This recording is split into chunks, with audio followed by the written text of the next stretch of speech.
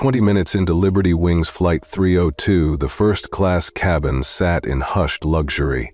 Overhead lights glowed warm like late afternoon sun. Tray tables were neatly closed, champagne flutes half-sill.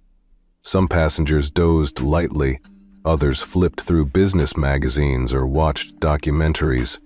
It was the kind of silence money bought, until it shattered. Deborah Klein's heels clicked sharply down the aisle, followed by Todd Whitaker's heavy boots. Both wore expressions tight as wire. They moved like they'd rehearsed this. A mission. A purge. At seat 3A, Jada Thompson, 15, thin-framed, wearing a soft hoodie and headphones, looked up just in time to see Deborah's hand lunge toward her. Without warning, Deborah ripped the headphones off Jada's head. The plastic clattered to the floor. Jada flinched, her wide eyes snapping open. What's going on? Todd's voice cut through like a blade. Stand up, now. Jada blinked, confused. Why? I'm in my seat. It's 3A. This is my seat. Devereaux didn't answer.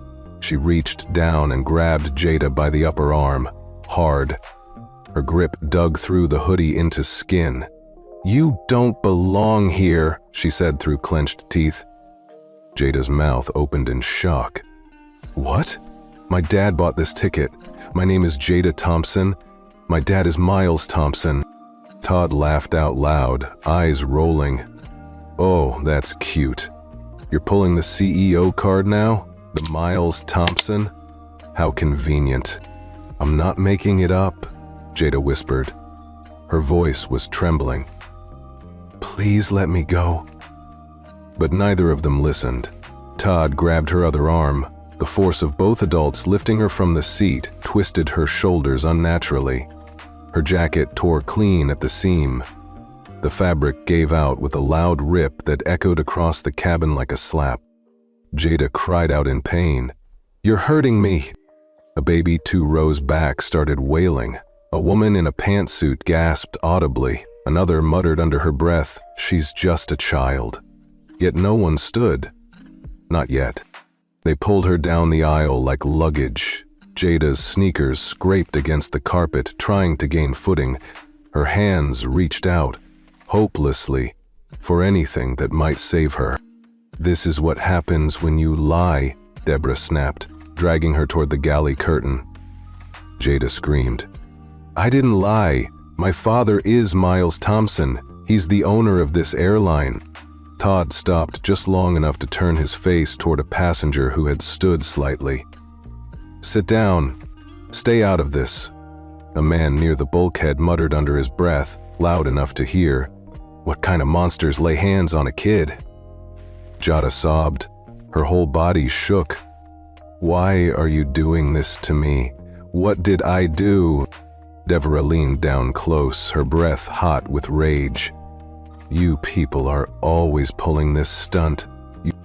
That stopped everything. Jada's face crumbled.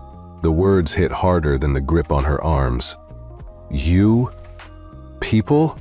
The entire cabin fell into a stunned, frozen silence. It was as if the oxygen had been sucked from 34,000 feet in the sky. Even the flight hum seemed to hush. That was the moment the phones came out. Rows of passengers, silent, shocked, and now watching through camera lenses, lifted their devices. Red recording dots glowed like tiny blinking warnings. Then Todd slammed Jada against the galley curtain. The fabric snapped with the force. Her elbow hit the divider hard. A dull, meaty thud. Jada cried out. A bruise would bloom by the time they landed, but the deeper pain had already spread. Humiliation, disbelief, a searing betrayal. Enough! Someone yelled. I'm filming this, another woman shouted from the opposite aisle. Her voice trembled with outrage. This is abuse. She's a child. But the crew did nothing. No one moved. Except one. Maggie Cruz, the head flight attendant, stood frozen near the galley door, her hand still gripping a tray of coffee cups. Her face was pale, lips parted in horror. She didn't speak, but her eyes said everything. She had seen too much.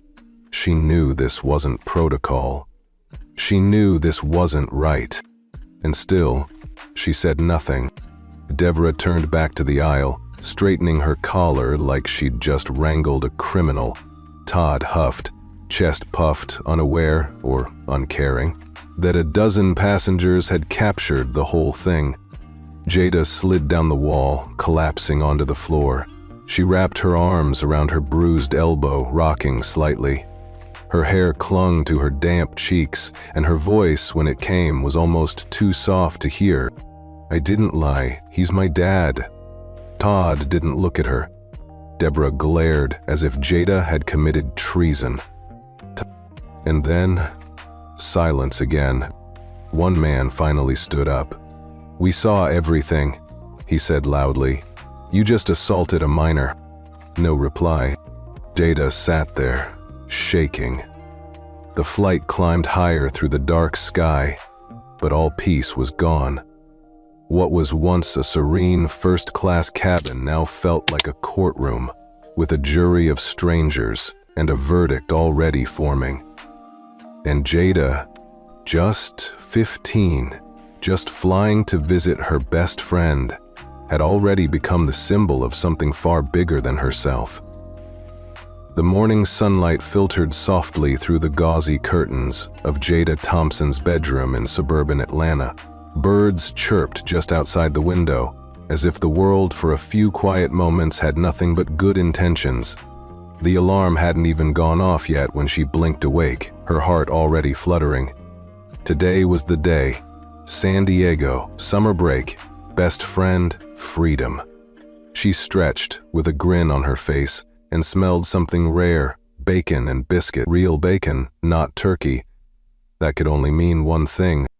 Downstairs, her father stood in the kitchen in a crisp white shirt and slacks, already dressed for work. Miles Thompson was tall and broad-shouldered, with a smile that held both warmth and command. He slid a plate in front of her with flair. "Good morning, early bird. I thought you deserved a little something before your flight." Jada smiled as she hugged him, still in her pajamas. "You made breakfast? I also upgraded your seat. First class, seat 3A, he said, placing the printed itinerary beside her plate. You earned it, baby. 4.0 GPA, student of the year, and you still help out around the house. I'm proud of you." Jada's eyes lit up. "Wait, first class?" Miles laughed, nodding. "Yep, I want you to fly like the young queen you are." He pulled her into a tight hug and kissed the top of her head. "But behave. And remember what I always tell you." She smiled, finishing the sentence for him. "Be kind, but don't let anyone treat you like you don't belong." Later that morning, dressed in her favorite soft gray hoodie, dark jeans, spotless white sneakers, and a sunshine yellow backpack slung over one shoulder, Jada rolled her suitcase down the sidewalk outside the Hartsfield-Jackson Atlanta airport. A woman ahead of her was struggling to get a stroller down a curb, so Jada jogged forward, offered a gentle smile, and helped lift it. The woman thanked her breathlessly. Jada just waved, said, "No problem, ma'am," and kept walking. Inside the terminal, she breezed through TSA with ease. "Thank you, sir," she said to the officer who checked her ID. He gave her a polite nod. She liked airports. There was something hopeful about them. People going places, chasing dreams, returning to loved ones. When she reached gate D12, it was still quiet. A few people were standing around the monitors or scrolling through their phones. She pulled out hers and texted Tiana. "I'm almost boarding, gonna sleep the whole flight, lol." Her voice startled her. "First class?" It was sharp, disbelieving. Jada looked up to see a gate agent standing stiff behind the podium, Todd Whitaker, Late 40s, salt and pepper hair, a deep line between his brows that looked permanent. He was staring at the boarding pass in her hand like it was a fake ID. "Yes, sir," Jada said politely. She handed him the pass. "Seat 3A. He took it, stared at it longer than necessary. His lips twitched like he wanted to say something, but didn't. Instead, he asked, "You traveling alone?" "Yes. My dad booked it." He hummed, didn't look impressed. "And your dad's name?" Jada raised an eyebrow slightly. "Miles Thompson." That seemed to get a reaction. His eyes narrowed just a little. "Miles Thompson? The CEO?" She nodded, still trying to keep her tone warm. "Yes, sir." Todd held on to her pass for another beat, his expression unreadable now, like he was calculating something. Then, with no smile, he handed it back. "Wait for boarding." That was it. No welcome, no have a nice flight, just cold silence. As Jada turned to find a seat near the window, she heard him mutter, "We'll see about that." Her smile faded as she sat down. It wasn't the first time someone had looked at her like that, but still, it stung. She pulled out her phone again and stared at the aircraft parked just outside the gate. It was beautiful. The silver and navy Mu Liberty Wings logo sparkled in the sunlight. A few feet away, two little boys were pointing at the nose of the jet, giggling. For a second, she let herself dream again. One day she'd be in the cockpit, flying the plane, not just sitting behind the curtain. Her dad always said she could go anywhere if she worked hard. He'd built everything from scratch, put himself through college while working nights, rode the city bus for 3 years straight, then became one of the youngest black CEOs in the airline industry. And he never let it change who he was. Jada admired that more than anything. She took a breath and glanced down at her boarding pass again. Seat 3A. It was real. She had every right to be here. She belonged. But as she caught Todd glancing at her from behind the counter again, that little flicker of unease returned. By the time the boarding announcement came through the speaker, the crowd at the gate had grown. Businessmen with rolling briefcases, couples on vacation, parents wrangling toddlers. But Todd's eyes found her again, and something in his look said this wasn't over. The first-class cabin of Liberty Wings Flight 302 shimmered in soft lighting, the quiet hum of the engines blending with the gentle rustle of newspapers and the occasional clink of glassware. Plush leather seats gleamed under the overhead lights. The air smelled faintly of citrus cleaner and luxury. It was meant to be a space of calm and comfort, but the moment Jada Thompson stepped past the threshold, she felt something crackle in the air that wasn't just altitude. Her yellow backpack stood out like a burst of sunshine against the muted palette of cream and navy. She walked slowly, soaking in the surroundings with a mix of awe and nervous pride. It was her first time flying first class, alone. Her steps were light, but her heart thudded a little heavier with each row she passed. She stopped at 3A and glanced around to confirm. Yes, this was it. Deborah Klein stood at the front of the cabin helping a tall, white businessman with his coat. Her smile was polished and professional, the kind you find in travel ads and airline commercials. But as she turned and saw Jada, the smile vanished. Her eyes narrowed slightly. She tilted her head just enough to make it clear something wasn't right in her view. Then she spoke, in a tone both saccharine and sharp. "You traveling alone, sweetie?" Jada paused.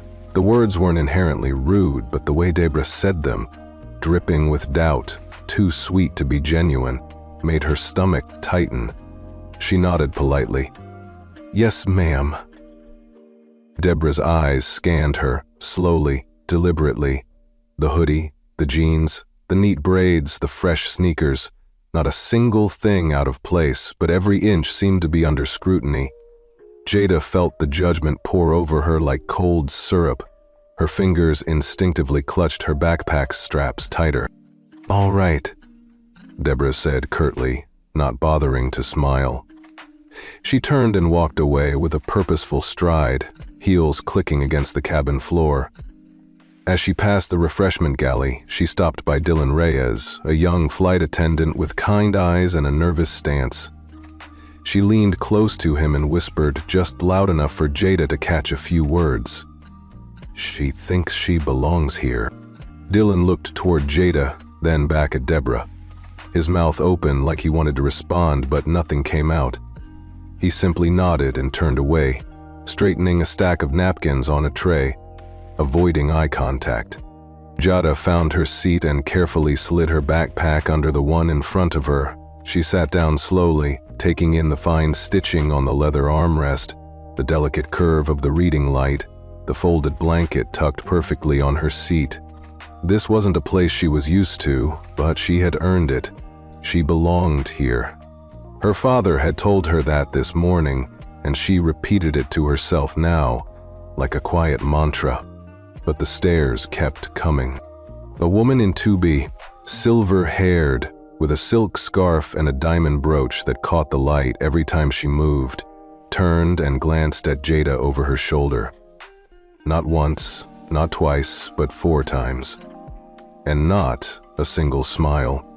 Just that same appraising, wary look, like she was wondering how this girl had gotten past the gate. Jada pulled a book from her backpack and opened it. Though she didn't read the words, her eyes skimmed the page, but her focus was slipping. Her ears caught every whisper, every shuffle of disapproval. She had been in rooms like this before.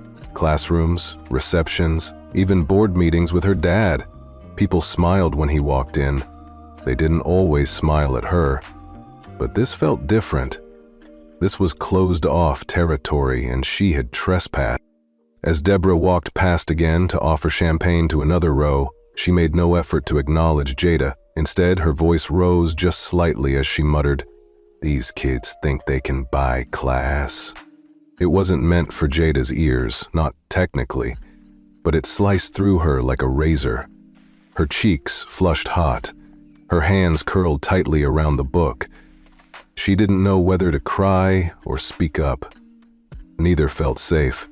The world outside her window, just blue sky and clouds, was still peaceful, but the atmosphere inside had turned icy.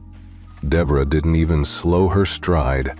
She moved down the aisle like she owned it, like she had the right to decide who deserved to sit where. Dylan glanced at Jada again, this time with guilt in his expression, but he still said nothing. He reached for a tray and turned away. Then came a small moment of warmth. Margaret Cruz, known to the crew as Maggie, approached with a tray of hot towels. She was older, probably in her 50s, with gentle eyes and a firm posture that suggested she had seen her share of chaos in the skies.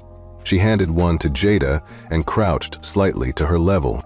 "Let me know if you need anything, sweetheart," she said softly. There was kindness in her tone that hadn't existed anywhere else that day. Jada met her eyes and managed a small, grateful nod. That tiny flicker of humanity kept her from breaking. Just for now. But the damage had been done. The bruises weren't on her body, not yet, but they were forming somewhere deeper. She looked around the cabin and saw people settling in, sipping wine, tapping on tablets, chatting about summer homes and business mergers. None of them had to wonder if they were welcome. None of them had to feel like a trespasser. Jada leaned back in her seat and stared at the ceiling. Her heart was pounding, not from fear, from something worse. That gnawing shame you can't explain when you've done nothing wrong. She wasn't crying, but her throat ached like she might if one more thing went wrong. She closed her book and stared at the emergency card in the seat pocket. Then she looked back at Deborah, now pouring sparkling water into a tall glass, smiling once more. For someone else. Jada's lips pressed into a thin line. Her father had told her to be kind. He had also told her not to let anyone treat her like she didn't belong. And suddenly, she knew. This wasn't just about a seat. It was about being seen. And right now, nobody was seeing her for who she was. About 15 minutes into the flight, the first-class cabin had settled into a quiet lull. Passengers were sipping ginger ale or opening their tablets. Somewhere up front, the pilot made a soft announcement about altitude, but most people had their earbuds in and their minds elsewhere. Jada was tucked into her window seat, watching a documentary on black female pilots. It made her feel calm again, safe for a while. Her earbuds were snug and she was just starting to relax when a shadow fell over her tray table. She looked up. Deborah Klein stood over her, arms folded, eyes sharp. Todd Whitaker was right behind her, now seated in a Liberty Wings polo like he belonged in the cabin, though Jada hadn't seen him board. Deborah spoke, voice dipped in sugar but hard as a nail. "Sweetheart, can we see your ID again? Just a little formality." Jada paused the video and pulled out her wallet slowly. Her hands trembled slightly, not because she had anything to hide, but because this woman had already made her feel small. "Here," she said, trying to smile. Todd grabbed the ID before Deborah even reached for it. He squinted at it, then looked at her. "No consent form from your parents?" Jada frowned. "I'm 15. My dad booked the ticket. He travels for work all the time, and I've flown alone before." Devereaux stepped in closer. "And who paid for the ticket?" "My father," Jada said clearly. "Miles Thompson. He's the CEO of Liberty Wings." Todd let out a snort, shaking his head. "Right. And I'm the President of the United States." Deborah gave a cruel smile. "Sure you are, Princess." Jada's mouth went dry. She looked around the cabin. No one was making eye contact. Everyone was pretending to be too busy. The man beside her had pulled his blanket up to his chin. She reached for her phone in the seat pocket. "I have the email confirmation right here. I just need to turn airplane mode off." Real quick. Deborah moved fast. Her hand shot out and yanked the phone from Jada's grasp. Then she threw it to the floor. It hit hard, screen first. The sound of glass cracking echoed through the quiet cabin. "Tampering with airline property, that's a federal offense," Deborah said, loud enough for the whole row to hear. Gasps rippled through the air. A baby started crying 3 rows back. Jada bent forward, reaching instinctively for her phone, but Todd blocked her with one arm, stepping between her and the aisle. "To the works." "Sit back," he barked. Jada froze. Her chest felt like it was caving in. "Please, you don't have to do this." Deborah leaned in so close Jada could smell her minty breath. Her voice was a hiss now, all the fake kindness gone. "We'll see how far that little story of yours gets you." Tears prickled in Jada's eyes, but she blinked them back. She had promised herself she wouldn't cry. Not here. Not in front of them. She opened her mouth. Barely a whisper came out. "Please stop." Deborah didn't flinch. Todd said nothing. And the rest of the crew? Silent. Maggie, a few rows away, watched the scene with her lips pressed tight. She looked torn, like she wanted to move, but something held her back. In seat 4C, a young man looked up from his iPad. His eyes tracked what was happening, and slowly, carefully, he angled his phone toward the scene and hit record. Jada saw it happen out of the corner of her eye, but she didn't move. Her muscles were too tight, her breath shallow. Her dignity felt like it had been stripped away one layer at a time since she stepped on this plane.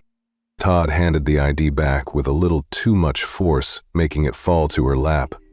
He gave a fake grin. "We'll keep this on record, just in case." Jada didn't say a word. Her fingers closed over the card and her broken pride. The weight of the cabin bore down on her. The luxury, the leather seats, the fake smiles. None of it mattered. Because in their eyes, she didn't belong. Not because of her ticket, not because of her seat, but because of the color of her skin. Deborah stepped back. Her heels clicked down the aisle like punctuation marks to everything that had just happened. Todd followed, a few paces behind. Silence lingered like smoke after a fire. Jada stared at the phone on the floor. It lay there, cracked, a reflection of how she felt. And all she could think, over and over, was how quickly respect had vanished. How easily they had stripped away her right to exist in that seat. Like she hadn't earned it, like she wasn't worthy of it. She looked out the window. Clouds drifted below like soft blankets. Somewhere down there was the world where she was safe. But up here, flying at 34,000 feet, she felt more alone than she ever had in her life. Jada was still kneeling, her heart pounding as the shattered pieces of her phone glinted under the cabin lights. She reached out to gather the fragments, fingers trembling, when Todd Whitaker grabbed her wrist hard and yanked her to her feet. "Don't move. You're now under suspicion for federal fraud," he said, his voice low and threatening, as if he enjoyed watching the fear in her eyes. Jada could barely breathe. "I didn't do anything," she whispered, her voice thin as paper. Her whole body felt frozen, but the ache in her wrist shot heat through her shoulder. The passengers nearby stared, stunned and silent, unsure if what they were seeing could possibly be real. Deborah stepped in beside Todd, her hand steady as she twisted Jada's arm back. "Try resisting and see what happens," she hissed, her voice sharp and intimate as if she had been waiting for this moment. Dylan Reyes stepped forward from the galley, eyes wide with disbelief. "Deborah, what the hell are you doing?" he said, voice firm. But Deborah cut him off, one hand stretched out like a wall. "Back to your station, now." She didn't shout, but the tone in her voice carried the weight of command. Dylan hesitated, torn between what he knew was right and what his position demanded of him. Jada let out a cry of pain as Deborah yanked harder, and that finally broke the spell over the cabin. A woman in her 60s stood up 3 rows back. Her gray hair was pulled into a bun, and her floral blouse fluttered slightly as she raised her voice. "She's a child! What are you doing?" The words echoed like a gunshot. Other passengers looked at each other, some starting to stand, some already pulling out phones. Then Maggie Cruz emerged, rushing from the front of the cabin. Her hands were clenched, and her voice shook not from fear, but rage. "Enough. You're out of line, both of you." Her brown eyes locked on Deborah and Todd with a fire that hadn't been there before. But Todd turned to her coldly. "Stay out of it. You're not in command." For a moment, no one moved. The air felt like it might shatter. Jada collapsed to the floor, her body giving up. She wrapped one arm around her shoulder and gasped for air, tears streaking her cheeks. She looked up through blurred vision and saw faces frozen in disbelief, some horrified, others outraged. Then came a new voice, calm and powerful. "Name's James Albright. I'm a civil rights attorney. I'm recording this entire thing." A tall black man in a navy suit stood from seat 1A, holding up his phone. His voice carried across the cabin like a lifeline. Deverella turned, venom in her eyes. "You do not have the right to film our operations." James didn't flinch.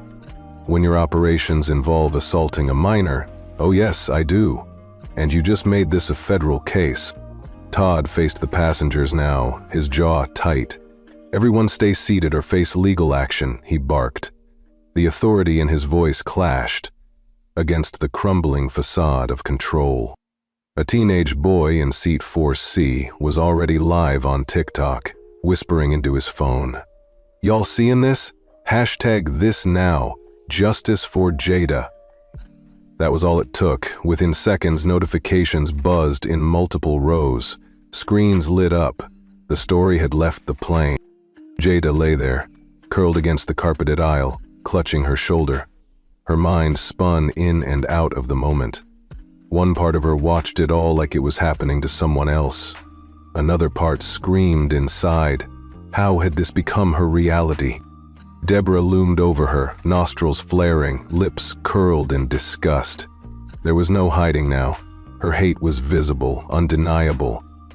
Todd, still standing beside her, didn't speak.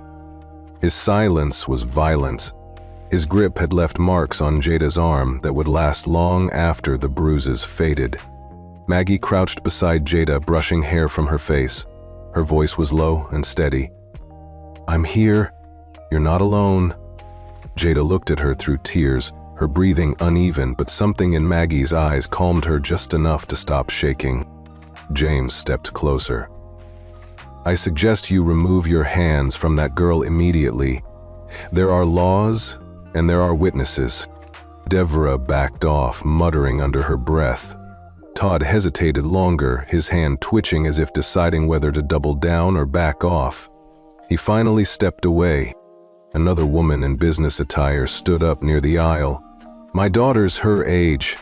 If anyone tried to touch her like that..." Her words trailed off into a glare that could have shattered glass. Phones continued to record. Some passengers whispered. Others had tears in their eyes. The entire cabin felt like a courtroom, with Deborah and Todd on trial and Jada, the bruised, breathless witness. Jada slowly sat up, her back against the bulkhead wall. Her voice cracked. "I just wanted to see my friend." It wasn't a plea, it was the truth. A raw, quiet truth that hit harder than any scream. Maggie helped her to her feet, gently guiding her toward the seat near the front. "We need ice for her shoulder," she told Dylan, who now stood awkwardly near the service cart, eyes wide. "Yes, ma'am," he said quickly and turned away. James pulled out a notebook and began scribbling notes. Names, positions, times. "Everything. Don't worry, Jada. We're going to make this right." Jada looked up, her lip trembling. For the first time since she had boarded, someone had said her name like it mattered. The hashtags continued spreading, screens filled with the words, "Justice for Jada" in real time. The fight had just begun. Maggie didn't wait another second. She bent down, gently lifted Jada from the floor where she'd collapsed moments earlier, and guided her trembling frame back into seat 3A. "You're going to be okay, sweetheart," Maggie whispered, brushing a strand of hair from Jada's damp cheek. "I'm going to let you use the crew phone." Her voice was steady but carried the weight of quiet defiance. Deborah stormed over, voice shrill. "She's not authorized to touch any crew equipment." Maggie turned slowly, fixing Deborah with a gaze that had no more patience left in it. "We're well beyond protocol now. This child needs help." Without another word, Maggie crossed to the galley, picked up the flight phone, and began dialing a direct line. Jada blinked in disbelief, her hand still shaking, cradling her shoulder. Every breath felt like a small miracle. Around her, the cabin was silent, passengers watching with stunned intensity. Naomi Fields picked up on the second ring. Her voice was crisp but concerned. "This is Naomi Fields. This is Maggie Cruz, lead attendant on Flight 302. Your boss's daughter is being physically restrained in first class. She's bruised, crying, and says she was assaulted." Naomi's silence was immediate and telling. Then came a curt, "Stay on the line. I'm patching you through to Mr. Thompson right now." In Chicago, inside a sleek boardroom of Liberty Wing's headquarters, Miles Thompson was mid-sentence during a quarterly earnings discussion when his assistant burst in, no knock, no hesitation. Naomi didn't flinch. "It's Jada," she said. "Flight 302. Emergency." Miles was out of his seat before the folder in his hand hit the table. He snatched the phone from Naomi, his voice firm but clipped with worry. "Jada?" On the other end, Jada clutched the receiver like a lifeline, her voice cracked. "Daddy, they hurt me. They said I didn't belong here. They took my phone and smashed it. They said I lied about you." Miles closed his eyes for a second. When he opened them, they burned with a quiet rage. "Put me on with whoever laid a hand on my daughter." Maggie handed the receiver to Todd Whitaker, who hesitated before taking it like it might burn him. "Todd Whitaker, gate agent. We were just following—" Miles didn't let him finish. "You're suspended, effective immediately. If you so much as breathe near her again, you'll be escorted off by federal marshals at the gate." Todd stood frozen, mouth open, the color draining from his face. Maggie took the phone back and held it out to Deborah. The woman hesitated, then snatched it with a forced composure. "Mr. Thompson, I believe there's been a misunderstanding." Miles's voice sliced clean through her words. "No misunderstanding, Klein. You laid hands on a child. My child. Your badge will never open another security door in this country again." Deborah's hand trembled. Her knuckles whitened around the handset, but she didn't respond. She knew. Everyone knew. Meanwhile, Naomi had already begun sending out digital copies of Jada's boarding documents, ID scans, and the booking confirmation, signed with Miles's executive credentials. She forwarded them to the pilot, the flight's operations team, and legal. Maggie stood beside Jada again, placing a warm hand on her back. "It's going to be okay now. He knows." Jada nodded slowly, her body still shaking, but something was shifting. It wasn't just relief. It was the beginning of being seen. Really seen. Passengers near the front whispered. Someone passed her a bottle of water. Another person gently placed a soft neck pillow under her arm. James Albright, still filming from his seat, lowered his phone and gave a nod of approval. His expression softened, proud yet restrained. Todd retreated toward the galley, no longer barking orders. Deborah stared straight ahead, lips pressed into a bitter line. Their authority had been yanked out from under them, but their pride clung on like barnacles. The tension didn't vanish immediately. It hung heavy, humming just beneath the silence, like the engines under the floor. But for the first time since boarding, Jada could breathe without fear of someone grabbing her. She clutched her hands together, pressing her palms tight, trying to feel something other than pain. She was only 15. She should have been dreaming about San Diego and ice cream by the beach. Instead, she'd just survived something people twice her age would never forget. Maggie kneeled next to her. "You did good, honey. You stayed strong." "It didn't feel strong," Jada whispered. "That's what makes it stronger," Maggie said, smiling gently. "Staying upright when the whole world tries to knock you down." Jada glanced at the window, the clouds painted gold and pink with the afternoon sun. Somewhere below them, people were still living their normal lives, completely unaware of what had just happened, 34,000 feet above the earth. Deborah quietly retreated into the galley, her presence no longer commanding, just bitter and irrelevant. Todd disappeared for a time, supposedly filling out paperwork, but more likely trying to figure out what the hell came next. Meanwhile, Naomi sent confirmation to Jada's personal email, plus copies to the airline's compliance office, and informed corporate HR of immediate suspension orders. She was already preparing statements and legal documentation before Flight 32 even started its descent. Back on the plane, Dylan approached cautiously, guilt written all over his face. "Jada, I didn't know what they were doing. I should have said something sooner." She didn't say anything for a second. Then she looked up at him and asked, "Would it have mattered?" He bit his lip. "It would have mattered to me." She nodded slowly, not ready to forgive, but not ready to hate him either. The rest of the flight moved like a dreamscape, muted, suspended. The silence wasn't empty, it was loaded with what had happened and what was coming. Jada sat straighter now, though her bruised shoulder ached. Miles's voice still echoed in her mind, steady and strong. She wasn't alone. She never was. As the sun dipped lower and the plane pushed westward, Jada closed her eyes, not in fear, but in strength. A strength that would soon awaken the world. The cabin had finally fallen quiet after that life-changing phone call. Jada sat in an empty first-class seat near the cockpit, her bruised wrist wrapped in a soft bandage that Maggie had applied with gentle hands. The steady hum of the engines felt oddly soothing, a reminder that at least the plane itself remained on course. Maggie hovered nearby, her eyes flicking between Jada and the aisle where Deborah and Todd lingered in tense silence. Jada closed her eyes for a moment, trying to steady her racing heart. She could still feel the weight of Todd's grip twisting her arm, the sting of Deborah's whisper drilling into her skin. But she reminded herself that she was safe now, protected by her father's authority and by Maggie's care.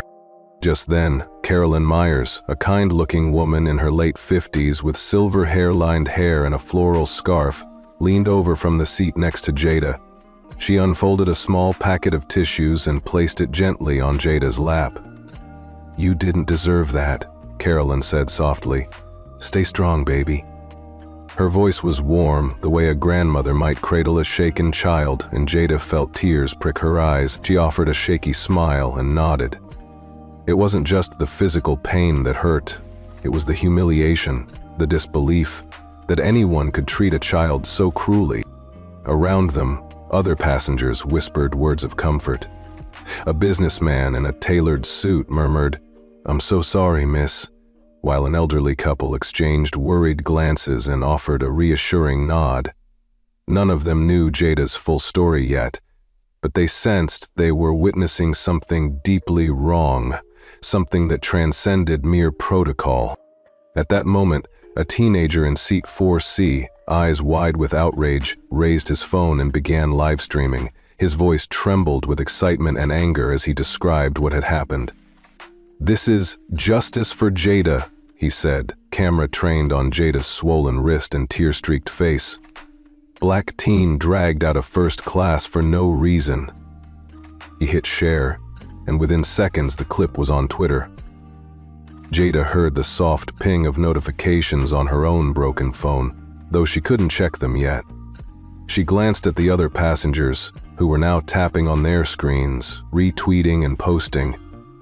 Maggie saw the change in the cabin's atmosphere. No longer hushed concern, but urgent solidarity. Heads turned, strangers exchanged phone numbers so they could send the footage to friends and family. Somewhere down the aisle, James Albright nodded approvingly, recording on his own device now that things were calm enough to capture evidence. By the time the plane reached cruising altitude, Justice for Jada had trended nationally. In just 10 minutes, thousands of shares, tweets, GIFs, and reactions flooded social media. CNN picked up the story with the headline, "Black Teen Dragged from First Class Airline Silent." MSNBC followed with a panel discussion calling the incident a desecration of American values.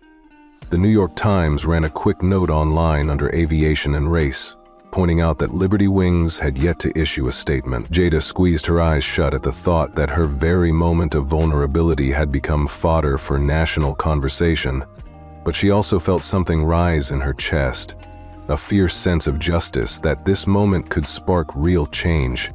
Downstairs in trading offices, Liberty Wings' stock ticker began to tumble. In 30 minutes, the shares dropped 5%, wiping out millions of dollars in market value. Traders called it a rare flash crash triggered by a public relations nightmare. At the corporate communications center, screens lit up with a swirling sea of angry comments. Justice for Jada appeared alongside tags like "Aviation Racism" and "We Fly Too." The airline's official Twitter account was flooded with messages demanding an apology, an explanation, a recall of consent forms. People posted side-by-side images of Jada's bruised arm and the smiling flight crew, asking, "Would you treat your daughter like this?" Inside the cabin, a copy of one of those images circulated quietly from phone to phone. It showed Todd's grip on Jada's arm, her face twisted in pain. The caption beneath it read, "Would you treat your daughter like this?" Passengers gasped when they saw it. Tears welled up again in Jada's eyes, not from fresh pain, but from the solidarity it inspired.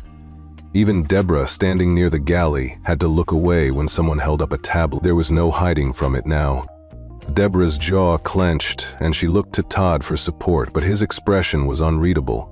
He hadn't spoken a word since the call with Miles. His badge didn't sparkle as brightly now. It seemed heavy, a reminder of everything he had done.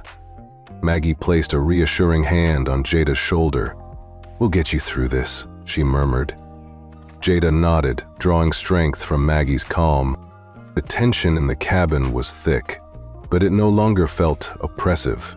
Instead, it felt charged with possibility. Overhead bins clicked shut softly, and flight attendants moved carefully, delivering extra blankets and water. Even the beverage cart operated with a gentleness that spoke volumes. But the cabin crew knew they were under watch. Every movement was scrutinized by passengers who had become impromptu guardians. Whenever Deborah passed by, whispers like rolling thunder followed her.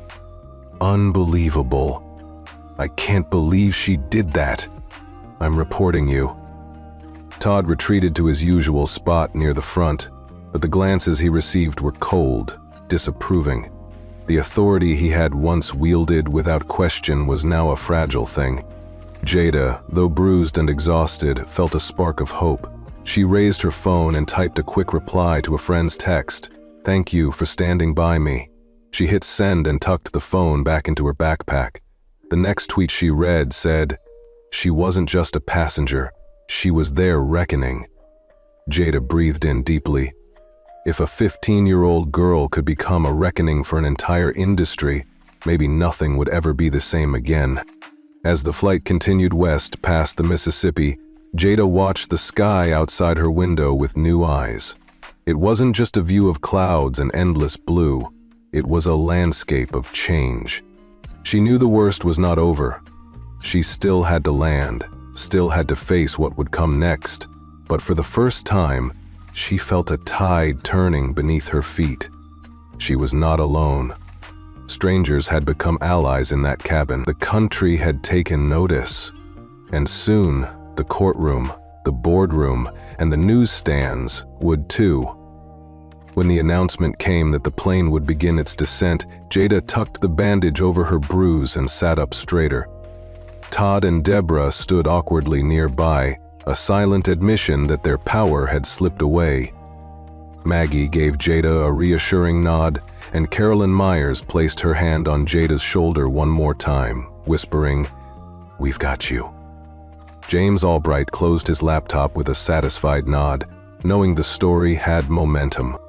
Below them, the city lights of Los Angeles would soon appear, but in that moment, Jada felt like she was on top of the world, buoyed by the voices of thousands she had never met.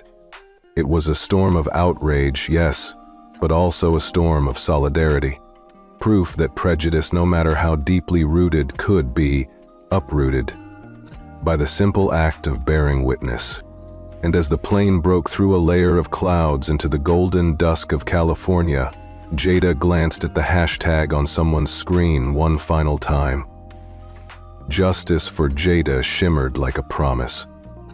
This was more than a viral moment. It was the beginning of reckoning, and Jada Thompson was ready to see it through.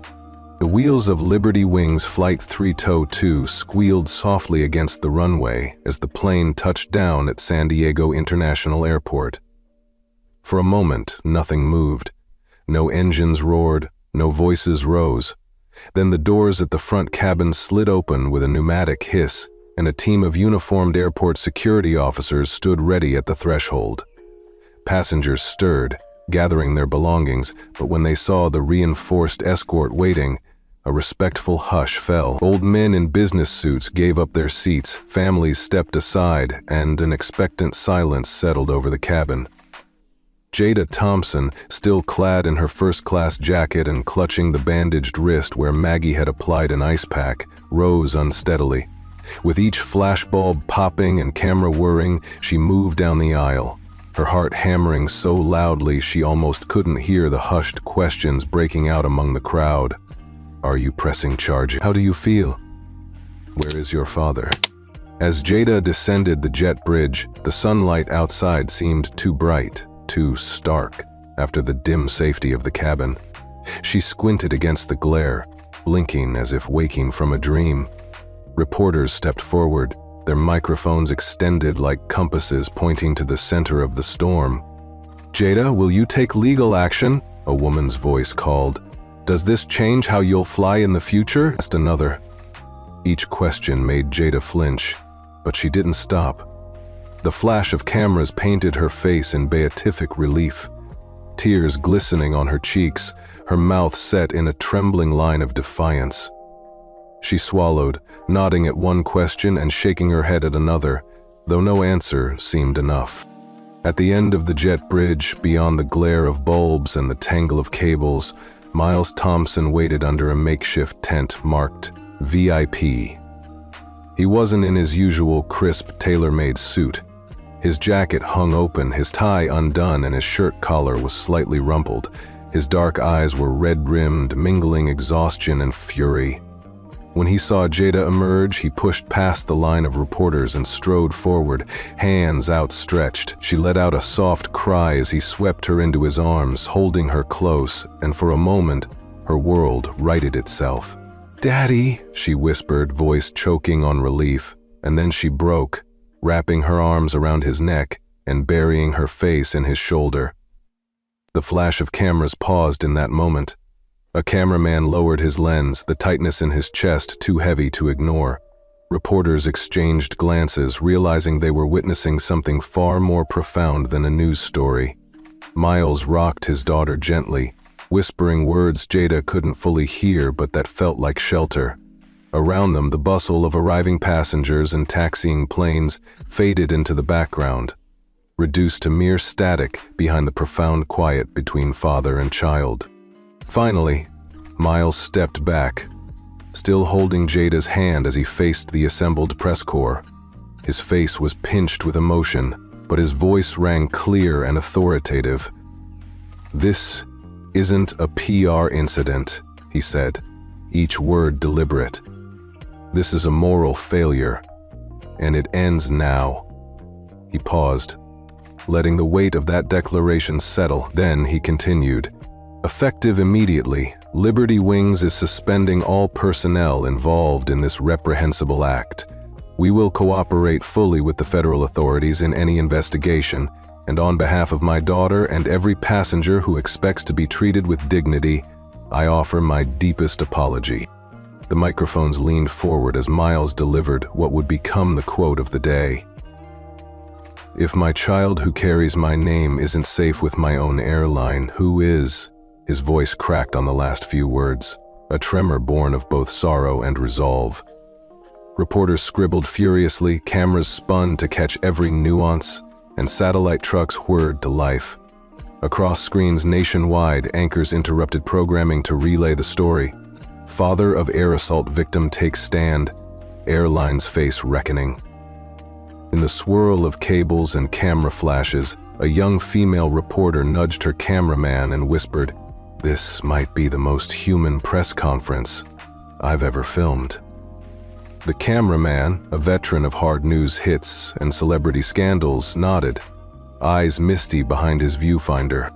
Beside Miles and Jada, Carolyn Myers wiped her tears with a tissue, her own arm linked with Jada's beyond the camera's frame.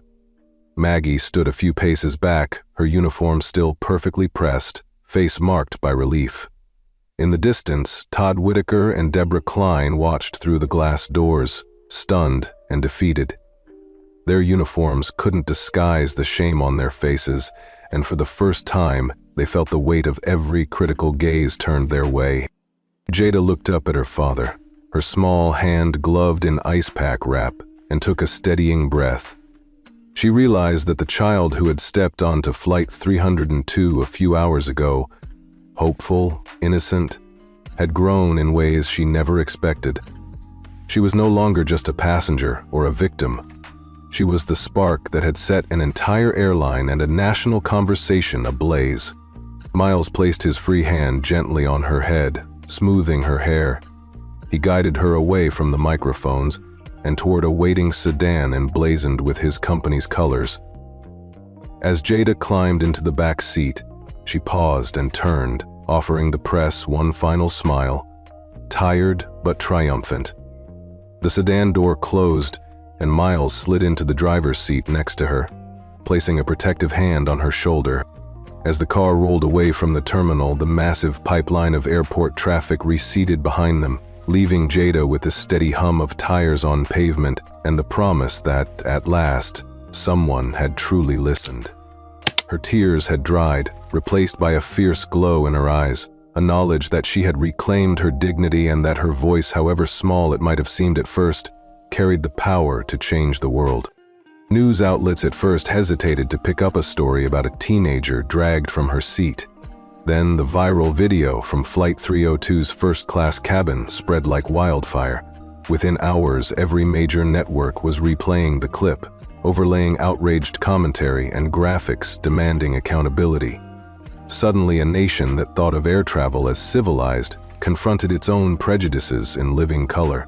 The video's echoes reached the boardroom of Liberty Wings Airlines, where Miles Thompson met privately with the company's general counsel. His face was iron-set but hollowed by worry. "We cooperate fully with federal authorities," he declared, voice firm. "I want transparency at every level."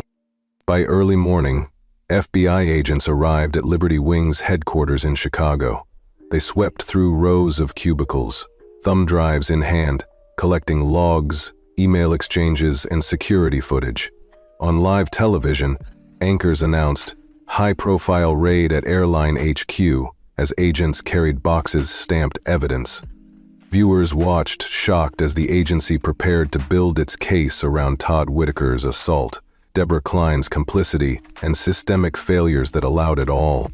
That same morning, local police officers drove up to Todd's modest suburban home before sunrise. News crews had staked out the street, cameras rolling as uniformed officers knocked on the front door. Todd opened it in pajamas, bleary-eyed and confused, only to be handcuffed on camera for assaulting a minor and civil rights violations. The flashing lights of squad cars painted his face blue and red as he was led away. "I was just doing my job," he mumbled into the microphone of a persistent local reporter. The image of Todd under arrest became the defining symbol of authority abused. Inside Liberty Wings' HR office, Deborah received a terse phone call that ended her career. "Effective immediately, your employment is terminated," HR announced. Her face went ashen as she was instructed to pack her belongings and leave on the next flight out. Word of Deborah's firing reached social media faster than gossip in a small town. Someone leaked an internal recording of Deborah saying, "She didn't belong up front, I was making things right." Listeners recoiled at the cold confidence in her voice. The clip circulated on every platform, underscoring how deep her bias ran. As the scandal widened, a grassroots coalition of black women formed, We Fly Too. Led by former flight attendants and passengers of color, they called for full congressional hearings on racial profiling in aviation. They organized town halls and petitioned the Department of Transportation to overhaul training practices. Suddenly, the story transcended one girl's ordeal. It became a movement demanding systemic change. Amid this uproar, Jada Thompson found her second chance at a voice. With her father's team's help, she recorded a short video statement in a soft-lit room at Liberty Wings Crisis Center. Her face was calm, her voice steady yet impassioned. "No child should be dragged from her seat for looking out of place," Jada said, gripping the camera lens with both hands. "I didn't ask for a movement, but maybe one found me." Within 24 hours, her video racked up over 15 million views, shared by celebrities, journalists, and ordinary people moved by her courage. Jada's statement did more than draw clicks. It put a human face on injustice. Comments poured in, "Thank you for your bravery, my heart breaks for you, and finally, someone is listening." Many viewers admitted they had never considered how prejudice could lurk on luxury flights. Some recounted their own experiences of being judged for dress, accent, or skin color in spaces where they expected to feel safe. The video became a catalyst for conversation and, more importantly, action. In the aftermath, Jada was still haunted by the memory of Deborah's cruel smirk. and Todd's harsh grip. Yet she also felt a burgeoning resolve. Her wakeful nights of replaying the incident gave way to a new purpose, ensuring no one else suffered as she had. She met privately with human rights advocates and airline executives, urging them to implement mandatory anti-bias training and diversify screening protocols. Her father stood beside her, proud and unwavering, but it was Jada's own words that carried the day. Meanwhile, Todd Whitaker sat in a detention cell, bewildered. His attorney tried to spin procedural misunderstandings, but the weight of the evidence, video recordings, witness testimonies, and internal memos, left little room for doubt. Deborah's defense crumbled under public outrage, fueled by leaked audio and Jada's compelling testimony. Both faced civil suits and potential federal charges. Miles quietly offered support to other victims, extending legal aid through a new department funded by Liberty Wing's settlement pool. America watched as redemption and accountability unfolded in real time. Jada's video became required viewing in flight attendant training courses nationwide. Senate subcommittees invited her to testify on Capitol Hill, urging lawmakers to tie airline licensing to anti-discrimination benchmarks. In classrooms from coast to coast, students discussed her story, analyzing the power of social media to spotlight wrongdoing and the importance of allyship in the face of injustice. For many viewers, the climax came not in the arrest or the firings, but in a quiet moment Jada had captured on her phone. She stood at a bus stop near her Atlanta home days later, wrapped in a blanket, sipping hot cocoa handed to her by a neighbor who recognized her. A small group of local journalists documented the scene, not as sensationalism, but as solidarity. Jada laughed, a genuine, relieved laugh, when a little girl offered her a cookie. That footage, simple and human, showed a wounded teenager reclaiming joy and normalcy. It was a moment that made millions of Americans, especially mothers, grandmothers, and women of a certain age, feel the full arc of pain, outrage, and eventual hope. The story closed in the same way it began, in a plain cabin, albeit in a transformed world. Liberty Wings announced sweeping policy changes, no more informal ticket checks based on suspicion, mandatory diversity panels in every airport hub, and an independent oversight board with community representation. The airline's CEO, once just a corporate figure, became the father who promised to protect every passenger under his brand, and the girl once dragged from her seat became a symbol of resilience. A living testament that even the most insidious bias could be exposed, confronted, and ultimately healed by the force of truth and collective action. Chicago's skyline glinted under a crisp autumn morning when the Liberty Wings headquarters opened its doors for a special event. In a bright conference hall overlooking Lake Michigan, rows of chairs were filled with reporters, social justice advocates, flight school students in crisp uniforms, and families who had followed Jada's story from the very beginning. Banners reading, "The Jada Fund" lined the stage, and a podium stood ready beneath a spotlight. When Miles Thompson stepped forward, removing his suit jacket and rolling up his sleeves, the applause swelled like a rising tide. He introduced his daughter not as a victim, but as an inspiration whose courage had transcended one plane cabin halfway across the country. "Jada is a source of intergenerational inspiration," he said, voice strong and warm. "She has shown us the power of one voice to spark change." Jada stood beside him, looking both confident and a touch shy in her navy dress. Reporters raised their cameras, capturing the moment. Flashbulbs popped like distant fireworks. When Miles handed the microphone to Jada, she cleared her throat, steadying herself. Her eyes, once wide with fear, now burned with purpose. As she spoke about standing up for dignity and respect, the audience leaned forward, hanging on every word. You could almost see the shift in the room. A collective breath drawn in solidarity. Weeks before, Todd Whitaker had found himself in a different kind of spotlight. He sat in a crowded courtroom under harsh fluorescent lights, shackled quietly at his wrist. The prosecution unveiled evidence from 5 years of complaints. Passengers of color denied upgrades, tickets canceled without cause, and his own log notes marked with phrases like, "not the right look." Every victim's testimony stung like salt in a wound. Todd's defense attorney tried to argue a procedural misunderstanding, but the jury saw through it. The images of Todd's rough handling of Jada had cemented a pattern of abuse. When the judge called for his conviction on assault and civil rights charges, gasps echoed softly. Todd's face drained of color, and he lowered his head, the weight of justice pressing down. Not long after, Deborah Klein received her summons to federal court on charges of obstruction and providing false statements. She sat in her living room in silence as the leaked video replayed on morning news shows, her eyes darting away each time her cruel smirk reappeared on the screen. That moment, when she had cheerfully justified her actions with the words "making things right," was now her undoing. She never spoke to reporters or issued an apology. Her silence spoke volumes, a testament to the stubborn prejudice she had refused to acknowledge. Meanwhile, Liberty Wings signed a landmark agreement with the federal government.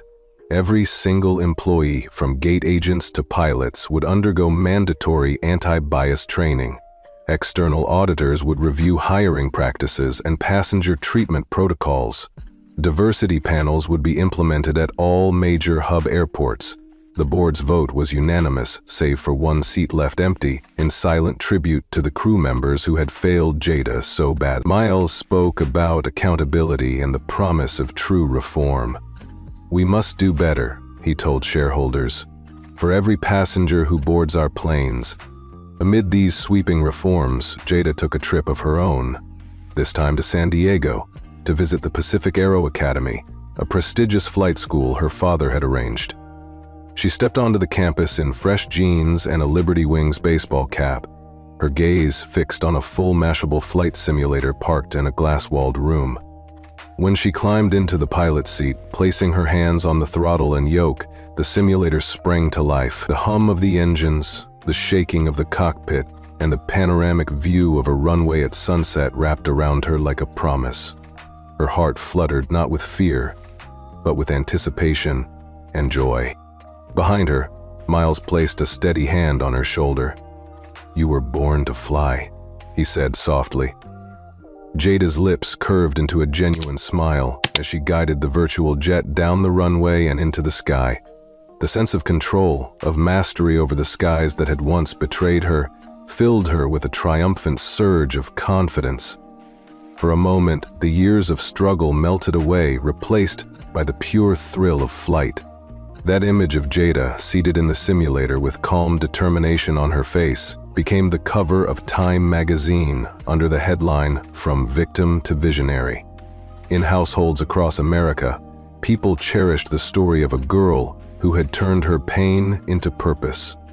Emails poured into the Jada Fund, funding requests for scholarships, mentorship programs, and legal support for discrimination victims. A college student wrote, "Your courage gave me the strength to speak up in my own life." A retired pilot shared his own regrets about times he had stayed silent when he saw injustice. The collective response was overwhelming evidence that Jada's journey had resonated far beyond one flight. At a wrap-up ceremony on the San Diego tarmac, a young girl of about 8 with dark curls and bright eyes clutched Jada's hand. "I want to fly, just like you," she said, her voice earnest. The child's words broke through the final barriers of Jada's doubt and fear. Jada knelt to meet her gaze, squeezing the girl's hand gently. "You can," she whispered, voice warm and certain. "You were born to fly, too." Miles watched them with tears in his eyes. He had once believed his greatest legacy would be building an airline. Now he understood it would be his daughter's impact on the world, how her resilience had sparked national reform, how her voice had shaped an industry, and how her example would inspire generations. A hush of hope spread across the assembled crowd. From pain had grown progress, from shame had grown solidarity, and from one brave girl had sprouted countless new dreams. As the sun set over the Pacific, painting the horizon in shades of coral and gold. Jada looked out at the vast expanse of sky before her. In that glowing light, she felt the truth of her own words echo in her heart. You decide where you belong. No system, no person, no prejudice could ever change that again. The hushed grandeur of the Capitol Committee room filled with a palpable tension when the hearing on aviation and racial profiling began. Cameras from C-SPAN, CNN, and PBS dotted the gallery like silent sentinels. Senators and representatives sat behind a long mahogany desk, their nameplates gleaming under soft lights. In the background, large screens looped the harrowing footage of Jada Thompson being dragged from her seat, captioned, "How far have we come?" The question lingered in the air as the presiding chair called the session to order. Miles Thompson approached the central podium with a calm resolve that belied the storm he had weathered. His daughter's ordeal had become a national reckoning, and now he was summoned to speak for more than a single case. He cleared his throat, adjusted his glasses, and said, "This wasn't just a company failure, it was a national moment of reckoning." His voice carried through the chamber, steady, authoritative, and suffused with quiet passion. He laid out the timeline, how his 15-year-old daughter boarded Flight 32, expecting a simple trip to San Diego to see her friend, and how Deborah Klein and Todd Whitaker had subjected her to suspicion, aggression, and humiliation. He described the immediate response, the viral video, the suspension of the crew, the apologies, and the broader impact, internal investigations, policy overhauls, and a viral movement demanding change. He spoke of how truth, once unleashed, has the power to heal, to reform, and to shine a light on systemic injustices too long ignored. As he spoke, a female senator of color dabbed at her eyes with a discreet tissue. She, like many in the chamber, carried her own memories of discrimination. The silence that followed Miles's recounting was not empty. It was the hush of collective reflection. Senators exchanged nods, scribbled notes, and adjusted their microphones, signaling the gravity of what they had just heard. Then, new evidence was introduced. An internal email surfaced on the big screen, from Deborah Klein to the technical operations team, subject line, "Wipe Flight 312 footage ASAP." The words scrolled slowly across the display as murmurs rippled through the room. A second clip played, showing Deborah's attempts to delete security camera files from the first-class cabin. Todd Whitaker's name appeared in black and white, and the clip ended with his disdainful laugh. The courtroom murmured, proof not of a misunderstanding, but of a calculated cover-up. Further testimony revealed that Todd's plea deal collapsed after 3 former colleagues, flight attendants and gate agents, came forward describing his pattern of targeting passengers of color.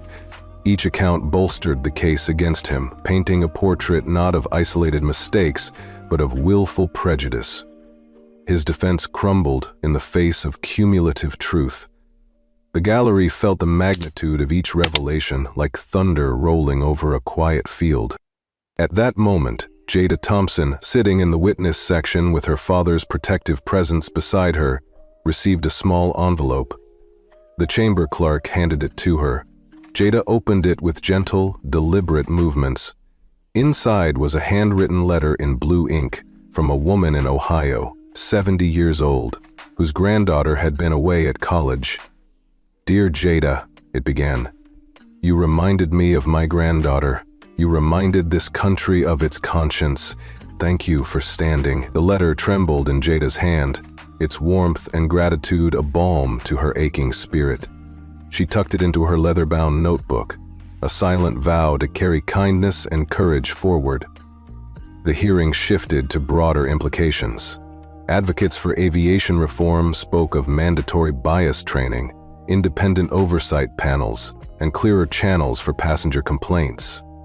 Senators debated amendments to federal regulations, promising that the Transportation Department would not only oversee airline safety protocols, but also their commitment to civil rights. Jada listened, realizing that her personal struggle had helped spark a nationwide conversation, and that real change was within reach.